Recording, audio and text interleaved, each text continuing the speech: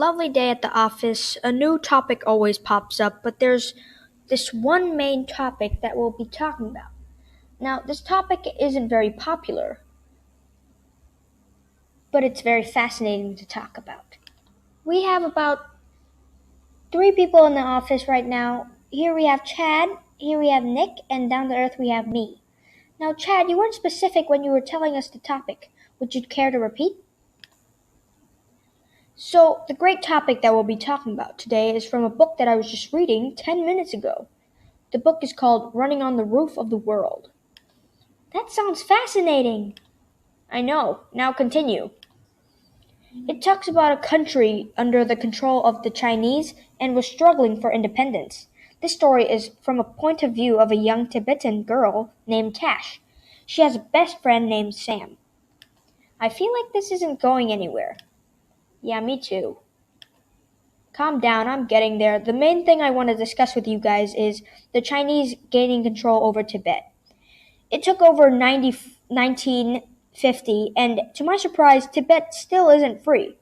Back then, the Chinese soldiers had control all over Tibet, and everything the Tibetans did were in surveillance. There were border patrols and village patrols. Were the Chinese violent? The soldiers were violent when they needed to be violent. So basically, whenever they needed someone to do something or tell them information, they would use violence.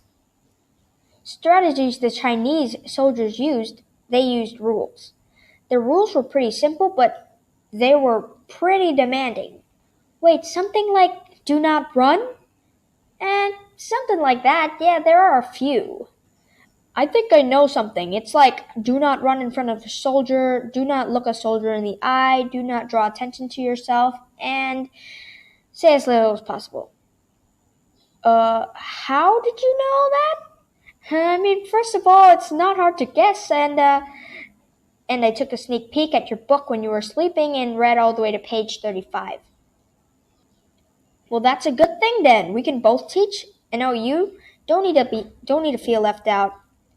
I'm sure I won't be feeling left out anytime soon. So Tash sure felt scared, and I don't know if anyone wouldn't be if their country had just been invaded and there are soldiers everywhere. Wait, they have rules, right? What's the punishment for not following the rules? They have one punishment that I don't really understand, but they threaten people about the Wujing, which is the police. And if you are taken by the police, you're taken to prison. No one ever comes out. They do this to those who still believe and follow their leader, the Dalai Lama, too. Who's that? Oh, he's no biggie. Just the head monk who reincarnated 14 times now. Yeah, great way to set it that way, Chad. Sadly, he's been exiled out of his own country, taking his residence in India.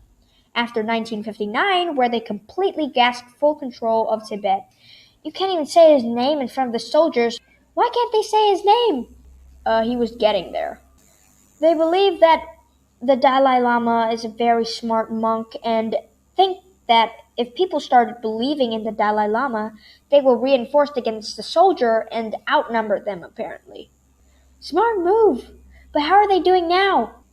Well, right now they're trying to connect to the other worlds outside of their borders, and they're starting a movement to free their country. Well, they even made White Wednesday, where they would talk in their language and promote their culture. They're not even free from the Chinese yet. They don't speak the same language, though. How are they supposed to communicate with the Chinese soldiers? I know, Tibetans speak a number of languages. They are completely separate from the Chinese languages, and all of them are currently threatened by the aggressive promotion of Mandarin Chinese as the official language of business, education, and government. Okay, English, please? It means the Chinese are threatening the Tibetans to speak Mandarin or else something happens. Everything seems so sad for the Tibetan people. I don't know how they could resist the Chinese, especially them moderating every single step they take. Obviously. Now, guys, it was really fun discussing this with you guys. Oh, and Nick? Yeah? Finish the book. I'll get you a copy.